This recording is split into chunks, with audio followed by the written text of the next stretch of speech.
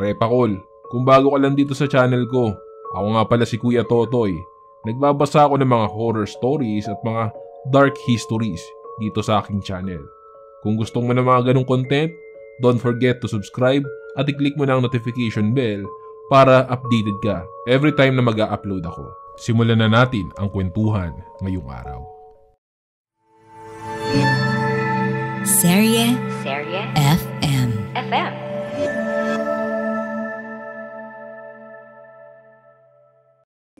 Buddy, yung night vision goggles mo, isuot mo, sabi ni Kervin. Nagulat ako sa tarantang boses ni Kervin. Parang may nakitang kalaban si Kervin, kaya agad-agad kong kinasa yung baril ko at isinuot yung night vision goggles ko. Sa pagsapit ng dilim, may mga kwento kang maririnig. Kwento ng takot na magpapanginig sa iyong dibdib. Mga kababalaghang hindi kayang tanggapin ng inyong isipan.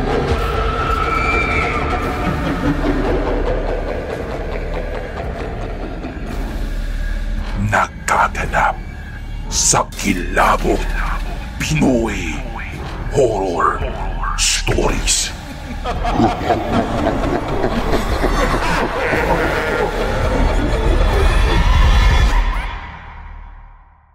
Magandang araw po sa inyo, Kuya Totoy. Itago nyo na lang po ako sa pangalang Biko. This story happened way back in 2018. Gabi noon. Not sure kung anong oras na yun, but maybe around 11 p.m. or 12 a.m. That night, I was browsing some videos sa YouTube. Ready na ako noon na magpalit ng tulog since kinabukasan is last shift ko naman sa work namin. Lahat ng ilaw ay nakapatay sa kwarto at sa sala ng apartment namin. Habang nagbabrowse ako, I know nakafocus ako sa phone screen ko that time. But somehow, nakikita ko yung view sa may salas namin, most especially sa may lababo na part, sa pamamagitan ng aking peripheral vision. Every night, nakabukas lang yung pinto ng kwarto ko, which is yung pinto is tapat ng lababo na may maliit na metal screen. While watching KMJS, napansin ko na may something black na pumapasok sa bintana ng lababo namin. Pero dinedma ko lang ito kasi akala ko gawa ng madilim lang ang kwarto at salas. Baka nakakabuo lang ako ng image sa isipan ko. Anyway, yung labas ng bintana sa may lababo is another apartment, which is may open na ilaw palagi doon. Bale, hinayaan ko lang kung ano man yun. Pero napansin ko, pababa ng lababo, yung black figure. That's the only time na tumingin ako doon. To my surprise, ang bilis makalabas ng kung anumang elementong yun sa bintana. Sabi ko sa sarili ko na baka pusang ligaw lang. Deadma lang ako ulit at balik sa panonood ng YouTube. Nanood ulit ako ng clips at wala pang 2 minutes, bumalik yung black figure. This time around, nakaharap ako sa phone ko, pero yung mata ko ay nakatuon na sa may lababo. Doon ko nakita na yung itim na pumasok is hugis bilog. Nagulat ako at saka ko pinatay yung screen ng phone ko at tiningnan ko yung itim sa may lababo. Nagulat ako kasi ang bilis niya makalusot palabas ng bintana namin. Pinailawan ko yung buong salas namin. Anyway, that time, natutulog na yung dalawa kong roommate sa salas. So medyo nagising sila nung binuksan ko ang ilaw. Nilapitan ko yung bintana at sinilip ko ito. Wala akong nakitang pusa o kung anuman. Deadman na lang ulit ako at sabi ko baka pusa lang talaga na malaki yun. Kaya humiga na lang ulit ako.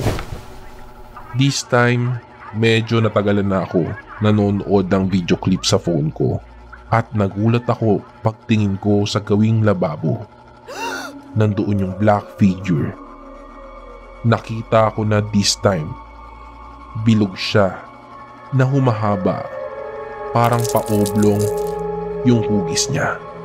I forgot to mention na yung bintana namin ay medyo may kaataasan ng kaunti. Kumbaga, pag naguhugas ka ng plato doon, halos same height siya ng ulo mo talaga.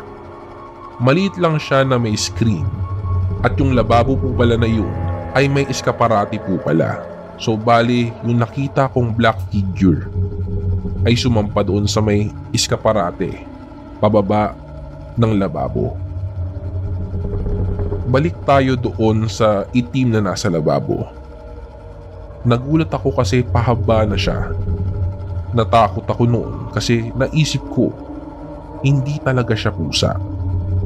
Napansin ko talaga na para siyang bilog na paunti-unting umuuna na halos magiging oblong ang shape niya. Natakot ako sa idea na paano siya humahaba. Mere fact na mataas yung bintana sa lababo at yung dulo ng oblong is almost maabot na yung main sink namin. So napatayo na ako at inilawan ko yung lababo gamit yung liwanag ng screen ng phone ko. I was shocked na makita ko umatras palabas yung itim na figure sa bintana. Halos mapasigaw ako ng malakas nun, pero dala na rin ng nervyos at takot. Talagang uurong ang dila mo, kaya hindi ko na nagawa ang mga bagay na iyon. Pinailawan ko agad yung salas namin.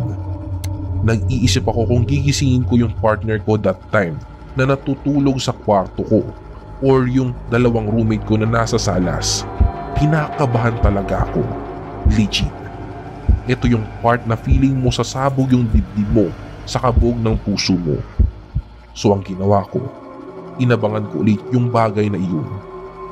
Nahiga ako this time, nakatapat ako sa phone habang nagpi-play naman kung ano-ano sa phone ko. Pero yung mata ko, legit na nakatingin at nakatuon sa lababo. Tama nga ang hinala ko. Babalik yung itim na figurang iyon. Nakita ko paunti-unting pumapasok yung bilog na yun sa bintana. Take note, para siyang jelly type sa sobrang lambot niya papasok sa bintana. Tiningnan ko siya this time at bigla itong umalis. After a few minutes, hindi ko na siya nakita. So at ease na ulit ako noon. Habang nagbabrowse ulit ako, nakaramdam ako ng sobrang init kahit na nakatapat sa akin yung electric fan namin. And ito yung feeling na hindi ako mapakali. Iba na ang posisyon ko noon habang nakahiga sa kama, which is nakaharap na ako sa partner ko. Pagbalik ko sa pwesto ko, napahiga lang ako sa kama. Nakita ko yung itim na bagay na bumalik sa bintana na ngayon ang haba na niya. And yes, naiiyak na ako noong mga panahong iyon. Sobra. Hindi ko na kayang sumigaw kasi napuno na ng nervyos at extreme emotion yung nakita ko. Yung itim na bagay na yun ay ang haba na niya. Buong katawan na niya ang nasa eskaparate. And I noticed na may dalawa na itong mahabang kamay at braso na nakasuporta sa katawan niya at pababa sa lababo. Yung isang kamay at nakahawak na sa tiles ng lababo namin. Nagulat ito nang bigla akong napasinghap ng malakas. Nakikita ko yung buong itsura nito. Walang mukha, walang paa, pero mahaba lang siya na itim na may dalawang mahabang kamay. Napatingin ito sa akin Opo, wala itong mata, pero yung parang ulo niya ay umangat at parang napaharap sa pwesto ko at dali-daling bumalik sa labas ng bintana na hindi man lang sumasabit yung buong katawan niya sa mga wire ng screen na medyo tastas na. Napakapit ako na malakas sa partner ko noon. Baon kung baon ang mga kuko ko sa kamay ng partner ko noong mga oras na iyon. Naiiyak ako dahil hindi ko magawang magising lahat ng tao. Dala ng labis na takot at madilim. Pinailawan ko lahat ng ilaw. Pumunta ako sa bintana at doon ko na-realize na hindi ito pusa o maging magnanakaw. Putlang-putla ako nang ma-realize ko na paano magkakasya ang tao doon sa bintana. Maliit lang ang butas ng bintana. Nanlambot ang mga binti ko noon. Hindi mag-sink in sa utak ko kung anong nangyari talaga. Napa-sign of the cross na lang ako at kinaumagahan nakwento ko yun sa office. And yes, this time, naiiyak ko nagkikwento dala ng takot. Sabi nila, pwedeng aswang nga daw ang nakita ko. So pagka-out ko sa work ko ng 4 PM, natakot akong umuwi mag-isa sa apartment. Kaya ang ginawa ko ay chinat ko ang isa kong roommate na babae. Sinabi ko na puntahan ko siya ng Ayala kasi natatakot ako umuwi.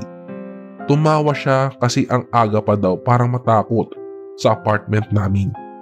Nagkita kami sa Ayala noon at doon ko kikinuwento sa kanya lahat-lahat ng na-experience ko habang lahat ay tulog.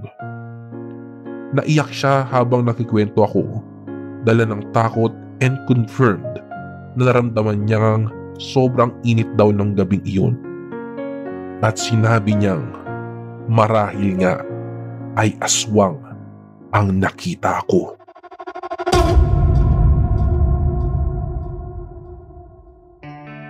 Nagustuhan mo ba ang kwento natin ngayon sa Kilabot Pinoy Horror Stories? Like and subscribe na sa aming YouTube channel. Give us 5 stars rating. Kung may sarili kang nakakatakot na kwento, ipadala ito sa aming Facebook page o sa kilabotstories2021@gmail.com. Huwag kalimutang i-click ang follow button at notification bell sa Spotify para sa updates sa bagong episodes. Hanggang sa susunod na kwentuhan mga repakol. Paalam!